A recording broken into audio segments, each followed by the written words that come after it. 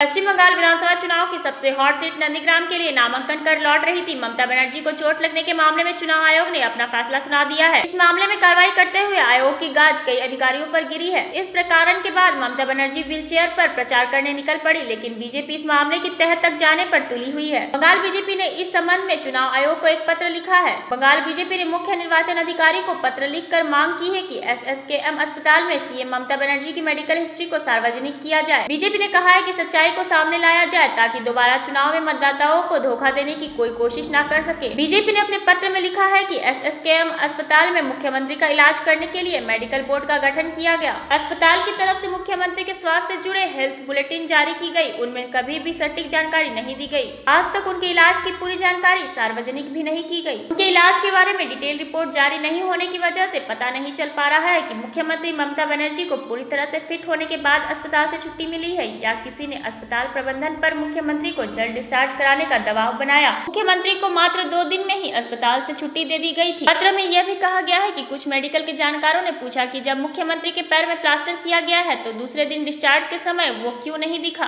खबर थी कि मुख्यमंत्री के पैर में फ्रैक्चर है और उन्हें कुछ दिन डॉक्टर की निगरानी में रहना है, पर अचानक वो मेडिकली फिट हो गई और उन्हें अस्पताल में छुट्टी मिल गया। फिर बीजेपी नेता कैलाश विजयवर्गीय ने कहा कि उनका ये नाटक बहुत दिन नहीं चलेगा। लोग ममता बनर्जी को पहचान गए हैं कि उन्होंने 10 साल क्या किया और अभी वो क्या कर रही है। जिस सहानुभूति को प्राप्त करने के लिए उन्होंने ये नाटक रचा है वो बेनकाब हो गया है और आने वाले समय में बताएगा कि ममता बनर्जी कहाँ रहेंगी। केंद्रीय गृह राज्य मंत्री किशन रेड्डी ने कहा कि देश की जनता जान गई है कि ममता बनर्जी पर कोई हमला नहीं हुआ है। अब तो चुनाव आयोग ने भी यह कह दिया है कि उन पर कोई हमला नहीं हुआ, यह सिर्फ एक दुर्घटना थी। पश्चिम बंगाल की मुख्यमंत्री ममता बनर्जी को लगी चोट मामले में चुनाव आयोग ने आज फैसला सुनाते हुए कहा कि नंदीग्राम की घटना एक हादसा थी, यह कोई सुनियोजित हमला नहीं था। चुनाव आयोग का यह फैसला टीएमसी को नागवार गुजरा है। टीएमसी का कहना है कि चुनाव आयोग के इस बयान से असहमत है कि ममता बनर्जी पर कोई हमला नहीं हुआ था। टीएमसी ने इस मामले में विशेष पर्यवेक्षक और पुलिस पर्यवेक्षक की जांच की विश्वसनीयता पर सवाल उठाते हुए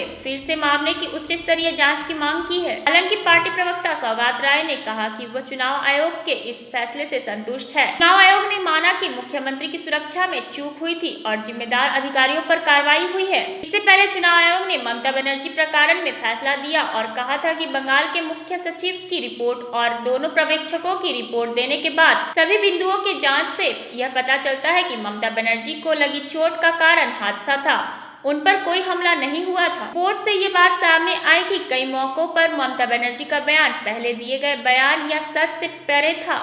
सबसे पहले ममता बनर्जी ने खुद पर सियासी हमला बताया, पर रिपोर्ट में इस तरह के किसी भी हमले का कोई संकेत नहीं है। ममता ने घायल होने के बाद ममता ने आरोप लगाया था कि 4-5 लोगों ने उनको धक्का मारा था, पर रिपोर्ट में कहा गया कि गाड़ी के दरवाजे से चोट लगी है। इस मामले में कार्रवाई करते हुए आयोग ने डायरेक्टर सिक्योरिटी IPS विवेक सहाय को तत्काल प्रभाव से हटाने का आदेश दिया है। साथ ही कहा कि विवेक सहाय फिलहाल निलंबित रहेंगे। उनके खिलाफ पद में रहते हुए अपने जिम्मेदारियों का सही तरीके से निर्वहन नहीं कर पाने के लिए उन पर आरोप तय किए जाए। विवेक सहाय ने डायरेक्टर सिक्योरिटी रहते हुए जेड श्रेणी की सुरक्षा हासिल किए हुए मुख्यमंत्री की सुरक्षा सही तरीके से नहीं की। पश्चिम बंगाल विधानसभा चुनाव से जुड़े हर अपडेट के लिए बने रहे कमिंग भारत के साथ।